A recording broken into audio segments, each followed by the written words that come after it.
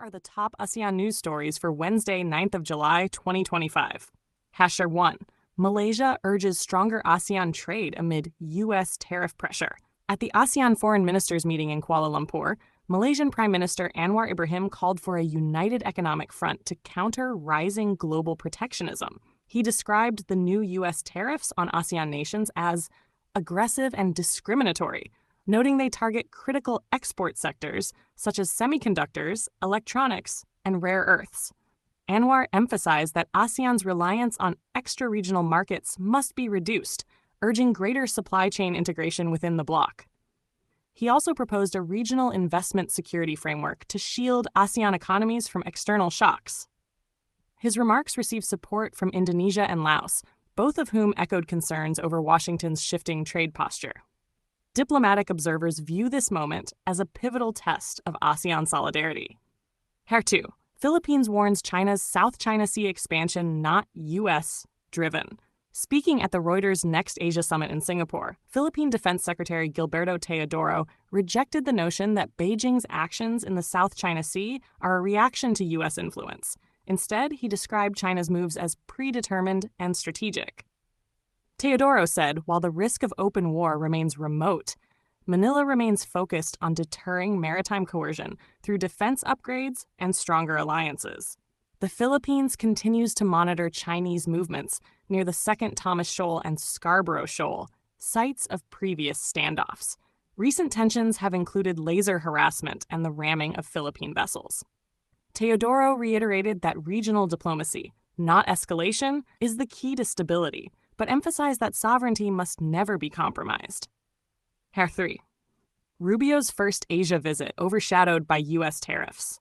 U.S. Secretary of State Marco Rubio's diplomatic debut in Southeast Asia has been complicated by backlash over President Trump's latest trade measures.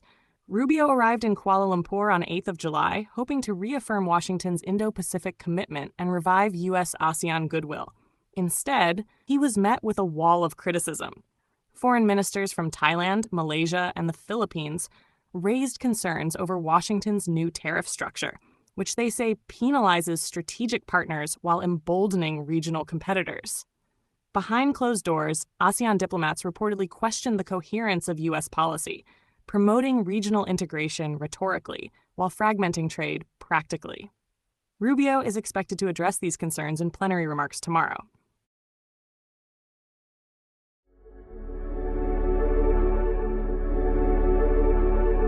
A heartfelt light. To every soul whose hand did give, you've helped me dream, helped me live. In darkest hours your light came through, with hearts so kind, so pure, so true. Your gifts, like stars in deepest night, have steered me gently toward the light. Each coin, each word, each silent prayer, a thread of hope so rich, so rare. My eyes once dimmed now seek the skies, and slowly clearer visions rise. Because of you, I dare to see the world again. Its grace, its plea. Your compassion's flame will not just stay with me alone. It lights the way for others wandering through despair to feel the warmth of selfless care. You've shown what love in action means, in quiet ways through giving scenes. You've built a bridge from soul to soul and made the broken feel more whole. So let this thanks rise like a song, a melody both soft and strong. May your example gently call more hearts to rise to give.